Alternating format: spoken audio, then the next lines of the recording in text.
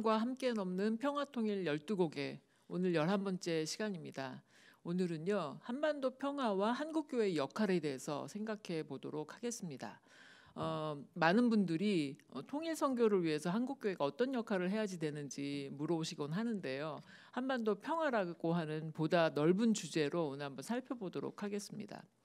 한국교회는 1970년대부터 지금까지 각 시대마다 사회적인 책임을 감당하면서 그 사회 안에서의 자신의 그 역할을 잘 해왔다고 저는 그렇게 판단이 됩니다.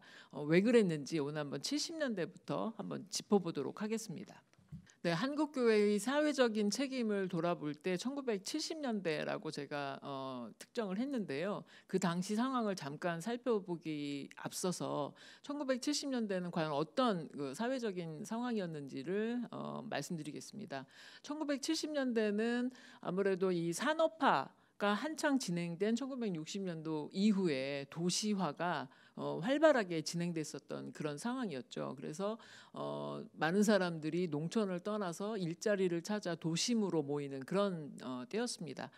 그런 때에 발맞추어서 한국 교회는 복음 전도에 활발하게 노력을 많이 했었습니다. 그래서 이렇게 도시로 집중되는 인구, 그러니까 도시로 집중되는 사람들에게 복음 전파를 해야 되겠다라는 생각에서 한국 교회가 이 사람들이 많이 밀집해 있는 공단이나 아니면 이 도시 빈민들이 모여 사는 어떤 그 인홍한 인구들이 도심에 들어왔을 때 모여 사는 그런 도시 빈민촌이라든지 그런 곳으로 찾아다니면서 복음 전도 운동을 활발하게 전개했었던 그런 상황이죠. 제가 어렸을 때에도 초등학교 때 또 중학교 때 대형 부흥 집회를 쫓아다녔던 그런 생각이 났는데요. 뭐 당시 유명한 그 세계 부흥사였었던 빌리 그레암 이런 분들이 뭐 여의도 대광장에 오셔서 집회도 하고 하는 등 70년대 상황은 복음 전도를 위해서 한국 교회가 열심을 냈었던 그런 어떤 시절이었습니다. 그런데 이제 1970년대 이러한 그 복음 전도의 열기가 활발했었던 반면에 또 다른 한편에서는 인권 운동에 앞장서는 그런 교역자들도 많이 출연하게 됐죠.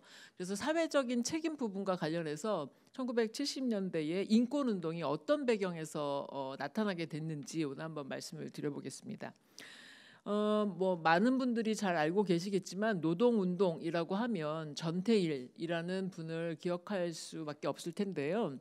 1970년대 초에 전태일 씨가 이 어떤 암울한 노동자들의 그런 어떤 현실을 사회적으로 고발하는 차원에서 여러 가지 뭐 노동조합 활동도 하고 뭐 다양하게 뭐 제도 개선을 위해서 노력을 했었지만 받아들여지지 않자 이 답답한 현실을 온몸으로 그렇게 표출하면서 분신 자살을 하게 되는 그런 사건이 발생을 했습니다.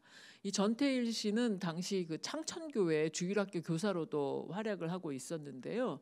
이 전태일 씨의 분신으로 인해서 많은 그 개신교 교육자들에게 그 큰 충격을 던져주는 그런 계기가 됐습니다.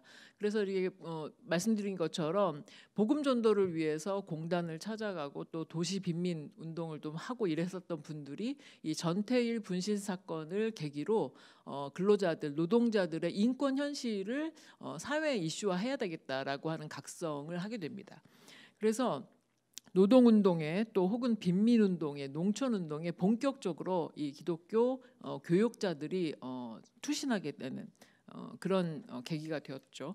노동운동은 도시산업 선교회를 중심으로 영등포 도시산업 선교회 혹은 또 인천에서 인천 도시산업 선교회라고 하는 이 본격적인 노동운동의 어떤 그 출발을 알립니다. 그리고 빈민운동에 있어서도 뭐 위생 문제라든지 아니면 뭐 안전 문제, 뭐 갑자기 몰려드는 사람들을 위해서 뭐 그 서민 아파트들을 급조하게 되는데 이 서민 아파트 와우 아파트라고 하는 그 곳이 붕괴가 되면서 서민 아파트와 같은 이 안전 문제가 또 이 도시 빈민 운동하시는 분들에 의해서 사회적인 문제로 그렇게 제기되기도 했죠.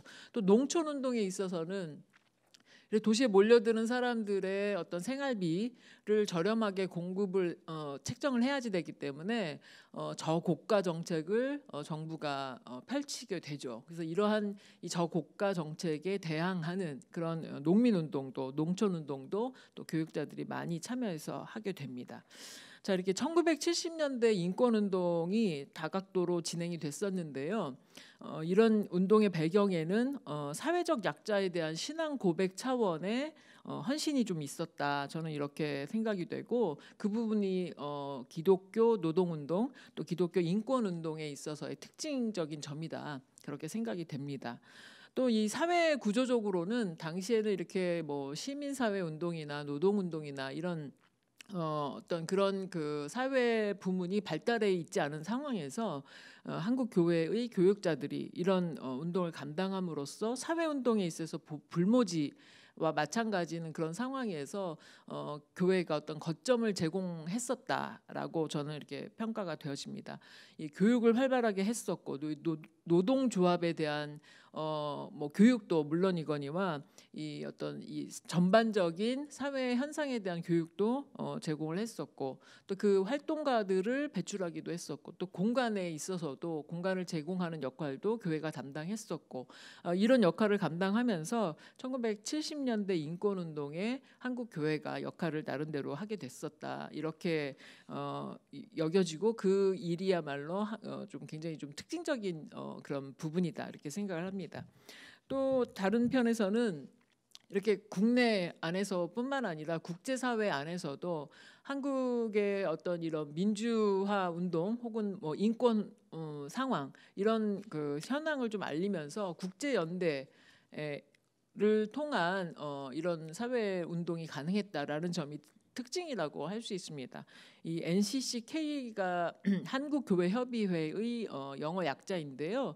이 그 교회협의회라고 하는 각국의 협의회들이 모인 단체가 바로 그 세계교회협의회입니다. WCC라고 줄여서 말하는데요. 이런 그 국제 교회 기구를 통해서 국내의 상황을 호소하고 또 도움을 받고 하면서 한국 그 교회협의회 KNCC라고도 하고 또 NCCK라고도 하는데요. 이런 그 교회 연합 단체가 사회 부문으로서 역할을 할 수 있도록 하는 그러한 가능성이 바로 이런 국제 연대를 통해서도 열렸었다라는 점이고요. 이것이 바로 또 한국교회 인권운동의 특징적인 면이기도 합니다. 자, 이런 인권운동이 전개되면서 또 1970년대 후반부에는 다시 민주화 운동으로 이게 좀 범위가 넓혀지기도 하는데요. 이 1973년 부활절 연합 예배 사건이랄지 아니면 1974년 이 민청학령 사건 또 1975년 이 도시산업선교회 실무자들을 입건하는 사건 등 이 인권운동 특히 이제 노동 인권운동을 개진하면서 국가의 어떤 탄압 국면이 이렇게 진행이 되는데 이런 그 과정 속에서 한국교회는 단지 인권운동뿐만 아니라 이 국가의 이 어떤 독재 체제 인권을 탄압하는 이 정부의 그 부당한 처사에 대해서 항거하는 민주화 운동으로까지 그 사회 운동이 확장되는 그런 모습을 살펴볼 수 있습니다. 그래서 이렇게 이 민주화 운동으로 확장이 되면서 말씀드렸던 WCC 세계교회협의회가 한국교회의 민주화 운동을 지원하게 되고 또 독일에서는 민주화 기독자 동지회라고 하는 좀 이렇게 조직이 갖추어지면서 국내 민주화 운동을 외국에서 그 해외에서 지원하는 이런 모습도 발견할 수 있게 됩니다. 그래서 1976년에는 3.1 민주 구국 선언을 발표하면서 당시에 이 성명서 발표를 통해서 한국교회의 입장을 선명하게 하는 그런 일들도 벌어진 거죠. 이 일은 굉장히 주목할 만한데요. 왜냐하면 이 70년대 당시는 유신헌법이 72년도에 채택이 되면서 모든 통일 논의나 아니면 민주화 논의에 대해서 국가가 허락하지 않는 그런 어떤 엄중한 그런 시기였습니다. 그런 상황에서 개신교를 비롯한 기독교 안에서 이런 이 시국 성명서가 발표됐다는 것 또한 주목할 만한 일이고요. 또 당시의 어떤 사회 부문에 있어서도 이런 역할을 하는 그런 뭐 단체나 기관이 없었기 때문에 굉장히 독보적이고 또 인권 운동에 이어서 민주화 운동에 이어지면서 민주화 운동으로 이어지면서 이런 성명서를 통한 입장 표명을 했다는 그런 그 당시의 현실이 굉장히 좀 독보적이었다 이렇게 생각이 됩니다. 그 내용을 좀 잠깐 보면요. 이게 3.1 민주구국선언의 내용입니다. 중간에 있는 부분인데 우리의 비원인 민족통일을 향해서 국내외로 민주세력을 키우고 규합하여 한 걸음 한 걸음 착실히 전진해야 할 이 마당에 이 나라는 1인 독재 아래 인권은 유린되고 자유는 박탈당하고 있다. 우리는 이를 보고만 있을 수 없어 여야의 정치적 전략이나 이해를 넘어 이 나라의 먼 앞날을 내다보면서 민주구국선언을 선포하는 바이다. 이렇게 비장하게 민주구국선언을 발표하죠. 이 성명서를 발표하는 것 자체가 정권에 좀 저항하는 그런 액션이었기 때문에 물론 정부로부터 탄압을 받았었죠. 그 이후에 이제 그 실무자들이 대거 구속되는 사건이 발생을 하면서 교회의 민주화 운동은 사실은 좀 된서리를 맞게 됩니다. 그러다가 이제 1980년도에 신군부가 출현하게 되죠. 그래서 유신헌법과 민주화 운동이 탄압이 되면서 그 통일운동으로까지 발전되었었던 사회 운동이 사실은 국외로 뻗쳐지게 됩니다. 그래서 80년대는 후에 보겠지만 이 해외에서 통일운동이 진행이 되는 그런 배경이 됩니다. 1980년대 통일운동에도 한국교회가 앞장서게 되는데요. 이 유신헌법과 민주화 운동 탄압이 지속되면서 이 개신교 그 사회 운동을 감당하셨던 일각에서 이제 이 분단 현실에 대해서 눈을 뜨게 됩니다. 그래서 한반도 이 분단 상황에서는 인권 운동이나 민주화 운동이 통일 운동과 긴밀하게 맞물려 있다라는 것에 이제 각성을 하게 되는 거죠. 이 인권 운동이나 민주화 운동을 하는 세력을 국가가 뭐 이렇게 그 공산주의자의 활동이다. 그 좌경 이데올로기를 전파하고 있기 때문에 좀 엄하게 다루어야 된다라는 것이 논리였으니까요. 그래서 이 당시 기독인들이 국내에서 탄압을 받다가 이제 독일이나 미국 등지 또 일본 등지에서 한반도 통일운동을 전개하게 되는 겁니다. 1980년대 민주항쟁이 이루어졌죠. 신군부가 출현하면서 광주 민주화 운동이 전개되었는데요.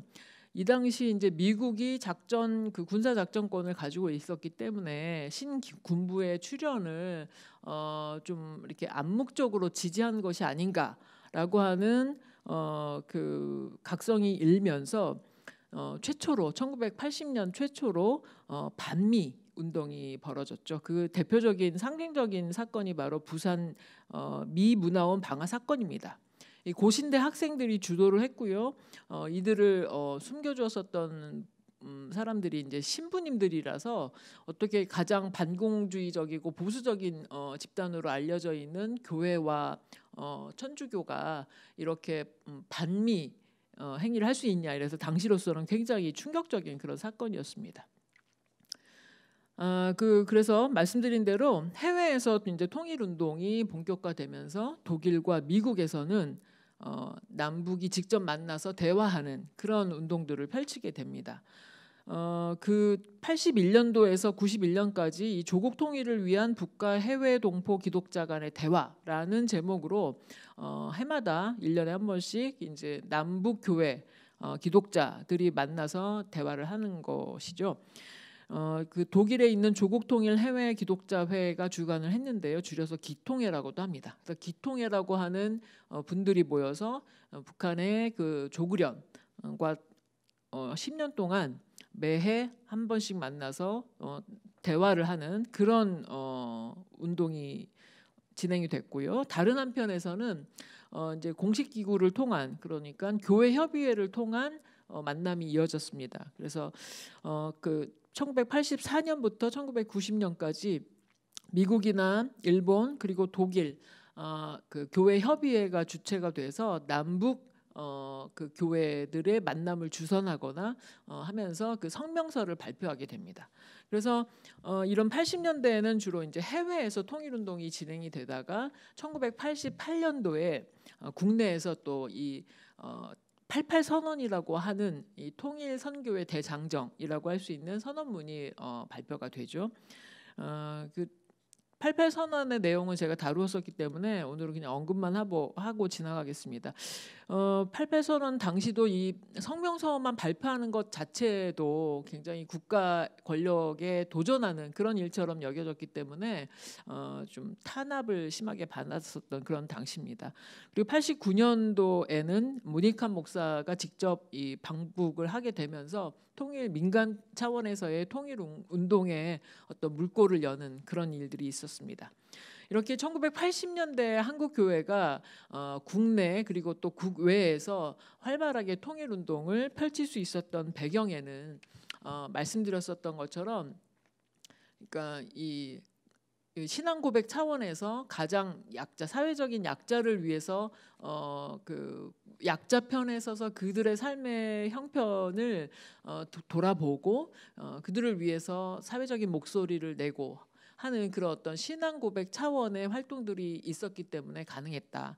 그래서 70년대에는 인권운동, 또 민주화운동, 또 80년대 통일운동에 이르기까지 한국 교회가 엄혹한 사회의 현실 속에서 사회적인 어떤 거점 역할을 하면서 시민사회 운동을 주도해 나갔었던 그런 시절이었었다라고 이렇게 정리해 볼 수 있겠습니다.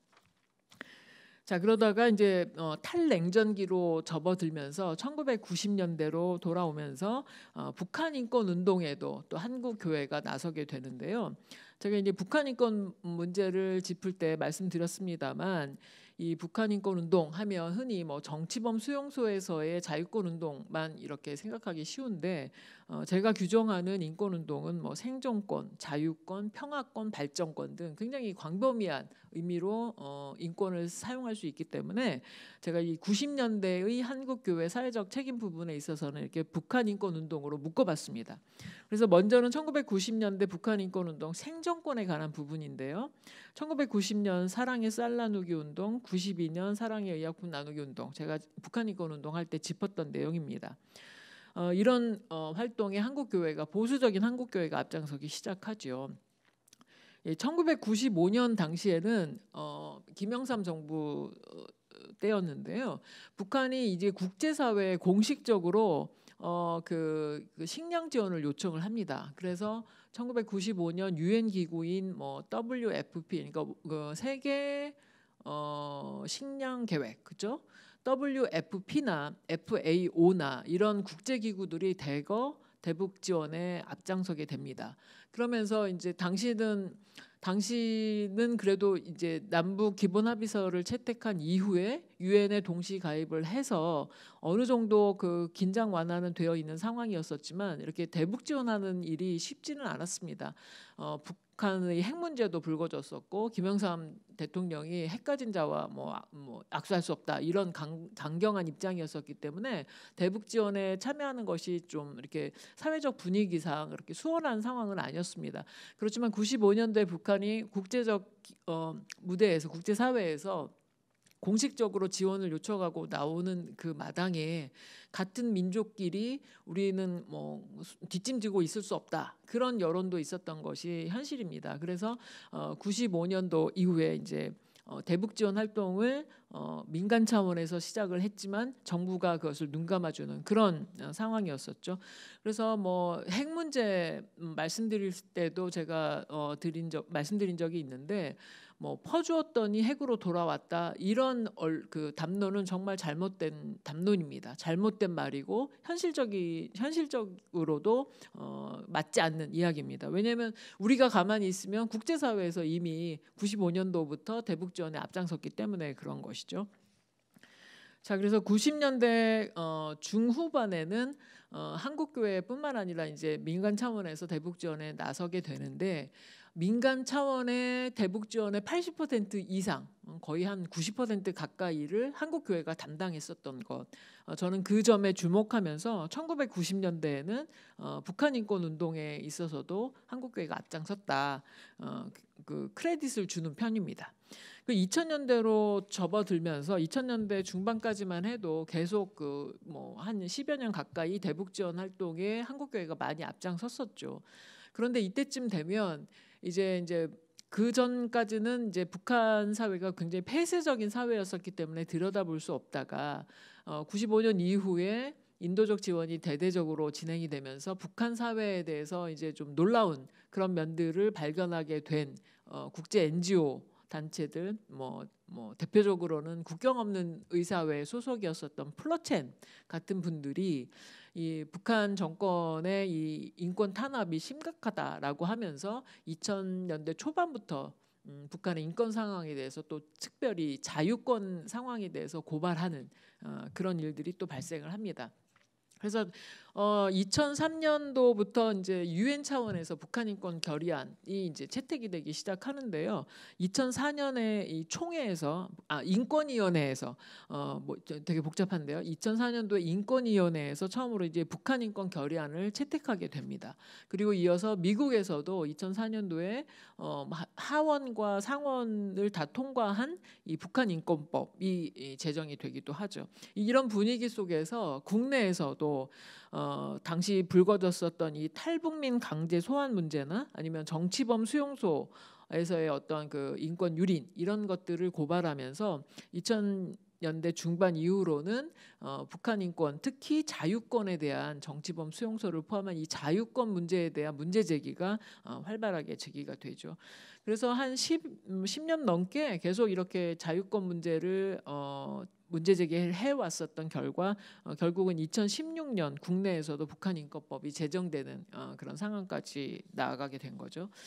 자, 그래서 제가 이제 90년대 이후에 한국 교회가 북한 인권 운동을 감당해 왔었던 그런 모습을 총정리를 한번 해봤더니 이런 도표를 도출하게 됐습니다. 한국 교회의 총체적 북한 인권 운동 이렇게 명명을 했는데요.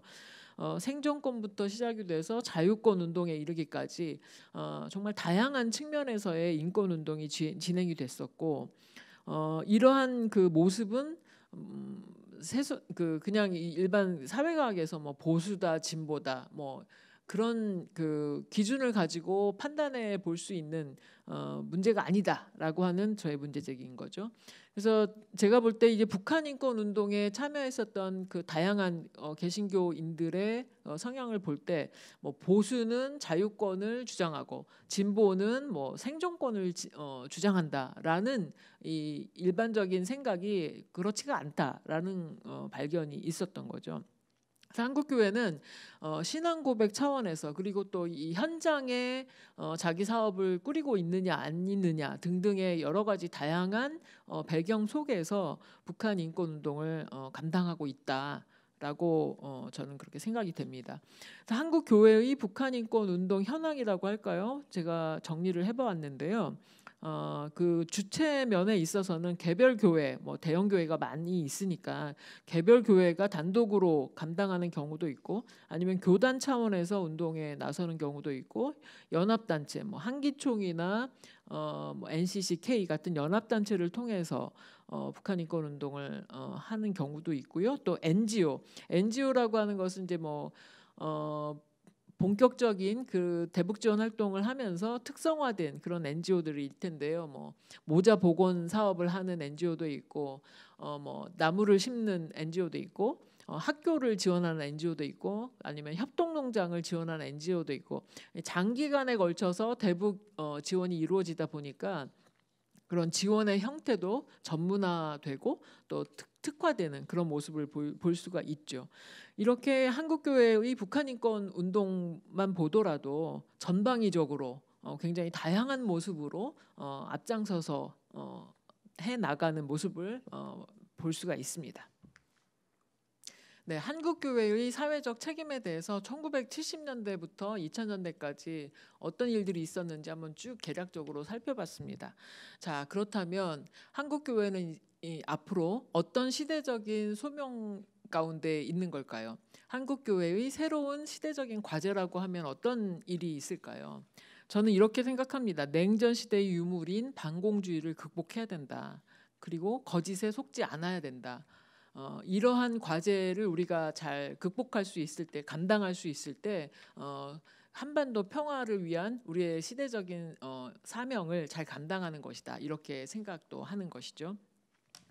자, 1912년 대선 당시 상황을 잠깐 돌아보겠습니다. 당시에 어떤 말들이 기독교 SNS 상에 많이 돌았었냐면 문재인이 대통령 되면 적화통일 된다. 이 아주 선명한 이야기였습니다. 김성욱 한국자유연합 대표가 이러한 말들을 담론을 유포하고 다녔었던 굉장히 중심적인 인물입니다. 문재인이 대통령 되면 적화통일 된다. 이 아직까지도 그 후유증을 겪고 있는 그런 말이라고 생각을 하는데요. 제가 뭐 여러 차례 기회가 있을 때마다 이 일에 대해서 짚었습니다만 다시 한번 지금 시간에도 생각해 보도록 하겠습니다. 이 김성욱 대표가 문제시하고 있는 중요한 근거가 바로 김대중 대통령이 남북 정상회담 6.15 남북 합의에서 그 2항에 합의한 내용을 가지고 그렇게 얘기를 하는 겁니다. 자, 6.15 2항을 보실까요? 이 원문 그대로인데요. 통일을 위한 남측의 연합제안과 북측의 낮은 단계 연방제안이 서로 공통성이 있다고 인정하고 앞으로 이 방향에서 통일을 지향시켜 나가기로 하였다라고 하는 본문입니다. 이 내용에는 적화통일, 그러니까 북이 계속 남을 공산 통일 하려고 했었던 그 적화통일도 반대하고 또 남측으로 인해서 북한까지 흡수하는 흡수통일도 반대한다. 이 이야기는 남북기본합의서 91년도 노태우 정부 때 합의했었던 그 남북기본합의서의 정신이죠. 그런 정신을 바탕으로 6.15 2항에서도 이렇게 서로의 체제를 상호 체제를 존중하고 인정한다. 상호 불가침한다라고 하는 전제하에 그러면 어떤 통일을 할 것인가의 문제를 합의하는 과정 가운데 북이나 남이나 서로 공통되는 부분이 있으니 그 공통된 부분을 기초로 해서 향후에 통일을 지향시켜 나가기로 한다라고 하는 합의였었던 겁니다. 그런데 이 합의문을 김성욱 대표는 북측의 연방제안을 받아들였기 때문에 김대중 그리고 그 정신을 이어서 노무현 정부 때에도 북측의 통일 방안대로 통일을 한다고 하기 때문에 적화통일을 우려한다라고 하는 주장입니다. 이게 잘못된 것이죠. 제가 설명드렸습니다만 이 북한에서 뭐 계속 통일론으로 제시했었던 고려 연방제 통일 방안, 이 연방제 통일 방안을 내려놓기가 굉장히 관습화된 그런 상황이기 때문에 갑자기 어느 날 뭐 남북 연합으로 통일을 하자라고 합의할 수가 없었던 겁니다. 북한 입장에서는, 북측 입장에서는. 그래서 낮은 단계의 연방제가 남해에서 주장하는 남북 연합과 거의 다를 것이 없으니 그런 공통성이 있는 것으로 본다라고 하는 취지에서 6.15 2항이 합의가 될 수 있었던 건데요. 다시 말하면 이것은 어쩌면 북한의 그 통일 방안을 우리가 어떤 면에서는 좀 이렇게 양보를 받아낸 그런 측면이 있는 겁니다. 그런데 이것을 오히려 거꾸로 북한의 그 통일 방안을 우리가 수용을 했기 때문에 김대중, 그다음에 노무현 그리고 그 정신을 잇는 문재인 후보가 당시 후보가 대통령이 되면 적화통일이 된다라고 하는 굉장히 단순하고 또 굉장히 간명하지만 전제가 잘못된 그런 주장을 김성욱 대표가 한 겁니다. 그리고 2012년 대선 당시뿐만 아니라 2017년 대선에도 계속 이런 주장이 반복이 됐었죠. 2012년 대선에는 또 다른 분 김무성 의원이 NLL 포기 발언, 이 노무현 대통령 정상회담 당시의 일인데요. NLL 포기를 선언했다. 노무현 대통령이 정상회담에서 이런 가당치도 않은 가짜 뉴스, 거짓 뉴스를 유포하면서 또 이 당시 이 문재인 후보에 대해서 또 다른 색깔론을 입혔었던 그런 일이 있었죠. 이 NLL 포기 발언은 정말 잘못된 발언이었었다는 것이 뭐 이후에 밝혀졌음에도 이제 선거전이 끝났으면 아닌 말고식으로 아무도 책임을 지지 않는 그런 상황으로 됐죠. 오히려 이 NLL 포기 발언 당시에 이 문건을 훼손했다고 그 당시 그 실무 책임자였었던 조명균, 현재로서는 이 통일부 장관 지명자입니다만 조명균 통일부 장관 지명자에게 책임을 물어서 오히려 그 조명균 그분이 기소가 돼가지고 1, 2차 재판에서 무죄 선고가 났고 그 검찰이 항복하지 않아서 대법원까지 가 있는 그런 상황인 거죠. 자, 이 NLL 포기 발언이 얼마나 참 어처구니 없는 해프닝이었었는지 후에 밝혀졌습니다만 지금 어떻게 책임을 물을 수 있는 그런 상황은 아닙니다. 이 서해평화협력 특별지대라고 하는 14선언 이후에 어떤 그 남북 경제협력 프로그램 중에서 서해평화협력 특별지대를 특별지대가 받아들여졌을 때 그 사이에 있었던 NLL 선은 자동적으로 확장이 되는 겁니다. 말하자면. 그래서 이 서해평화협력 특별지대를 구축을 하기 위해서 NLL 선이라는 것이 무의미해지는 그런 상황이었었는데 이것을 왜곡해서 NLL을 포기했다라고 정치적인 공세를 가했던 거죠. 이 서해평화협력 특별지대는 다시금 조명돼야지 될 남북이 경제 협력을 할 뿐만 아니라 이 꽃게잡이철만 되면 서해에서 굉장히 이렇게 빈번한 마찰이 일어나곤 하는데 꽃게잡이철에 왜 남북이 이렇게 긴장을 하고 있는 이 NLL 지역에서 중국 어선이 출몰을 하는지 이 참 아이러니한 일이 아닐 수 없습니다만 오늘은 아무튼 이 2012년 대선 당시에 어처구니 없는 이런 이념 논쟁을 불러일으키는 뉴스가 어떻게 심각하게 우리의 정서를 훼손시키고 있는지를 짚어보기 위해서 말씀드리기 때문에 간략하게만 여기까지만 말씀드리도록 하겠습니다. 이 2012년 대선 당시 다시 말씀드리면 이 김성옥 자유연합 대표가 6.15 2항을 가지고 문제 삼았던 것, 또 김무성 의원이 NLL 포기 발언을 했었던 것 사실이 아니다. 거짓 뉴스였었고 정치적인 목적으로 선거용으로 사용했었던 가짜 뉴스였다라는 것을 다시 한번 말씀을 드립니다. 자, 2017년 대선 5월 9일 날 치루어졌는데요. 이 당시에도 또 김성욱 한국자유연합 대표는 지속적으로 문재인이 대통령 되면 적화통일된다라는 담론을 유포하고 다녔습니다. 이 대선을 앞두고 한 달 전쯤에 이 김성욱 자유한국 대표가 국정원의 사주를 받는 그런 역할을 했었다라는 것이 한겨레 21 그리고 JTBC 뉴스를 통해서 밝혀졌었죠. 참 안타까운 일입니다. 왜냐하면 이 김성욱 대표가 주로 활동했었던 그 분야가 교회 안에 또 특별히 평화통일을 위한 기도회 아니면 북한 선교 기도회 이런 데를 돌아다니면서 이런 담론을 유포했기 때문이죠. 이 국정원과 이 협력하면서 이 조력자로서 이 반통일적인 또 평화적인 이런 역할을 하는데 앞장섰던 그 김성욱 대표 지금은 미국으로 도피해 있는 상황인데요. 그가 뿌려놓은 이런 이념의 공세가 얼마나 강력했는지 최근에는 신현희 강남구청장도 이번 대선에서 문재인을 지지하면 대한민국은 망하고 문재인은 공산주의자다라고 하는 이 허위사실 유포로 지금 검찰의 조사를 받고 있는 그런 상황입니다.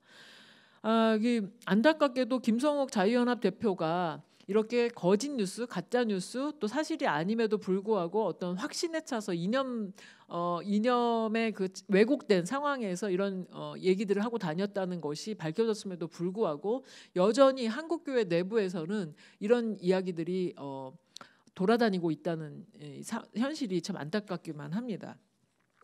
자, 이런 상황이 지속되어서는 안 되겠죠. 그래서 한국 교회는 앞으로 시대적인 새로운 소명을 감당하기 위해서 어떤 일을 해야지 될까요? 너무 단순하고 분명합니다. 이 북한을 우리가 어떻게 볼 것인가 다시 한번 되짚으면서 북한의 현실적인 상황에 대해서 우리가 좀 이해를 하고 과연 우리는 그러면 이 평화통일 시대를 열어가기 위해서 북한을 어떤 자세로 대할 것인가 결단을 해야지 되겠죠.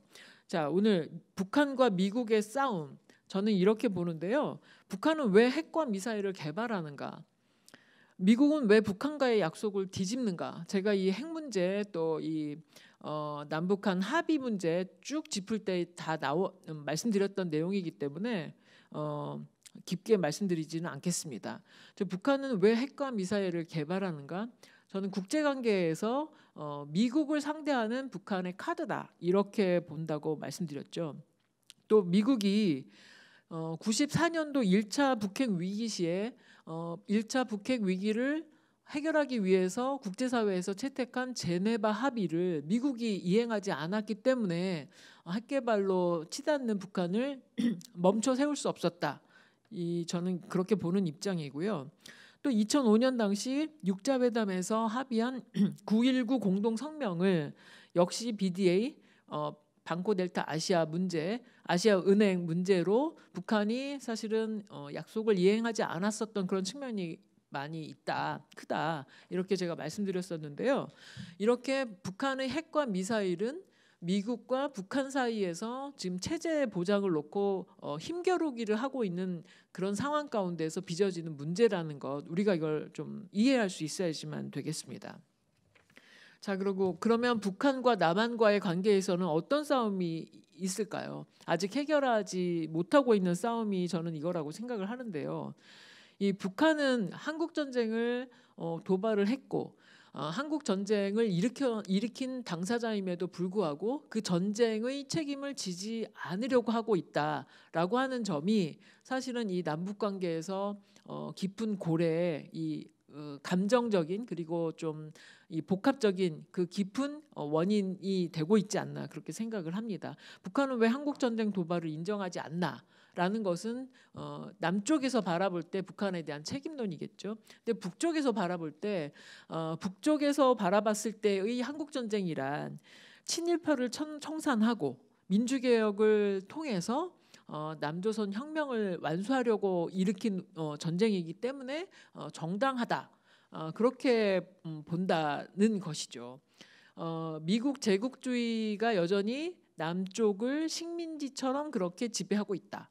그래서 지금 남쪽의 정부는 괴뢰 정부다라고 하는 규정이 지속적으로 북한에서는 되고 있는 그런 상황이니까요. 그래서 이 남북 간에 풀어야지 될 문제가 분명히 있습니다.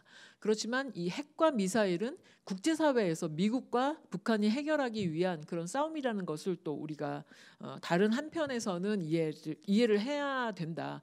뭐 잘했다, 잘하는 싸움이다라는 것이 아니라 그 층위가 다르다는 거죠. 남북 간에 해결해야 될 문제와 국제사회에서 해결해야 될 문제의 층위가 서로 다르기 때문에 이 핵에 대해서 풀 거는 국제사회에서 풀어야 되는 거고 남북 간에 또 해결해야 되는 것은 남북 간의 관계에서 또 해결해야 되는 거고 이렇게 중층적인 그러니까 복합적인 문제가 바로 남북 간에 있다라는 점을 우리가 명심해야 될 겁니다. 자, 북한을 어떻게 볼 것인가? 그러면 현재 이 남북 관계 속에서 우리의 그 싸움은 무엇인가? 제가 싸움이라는 표현을 썼는데요. 현실인 것 같기도 합니다. 이 북한은 아직도 남한을 인정하지 않나?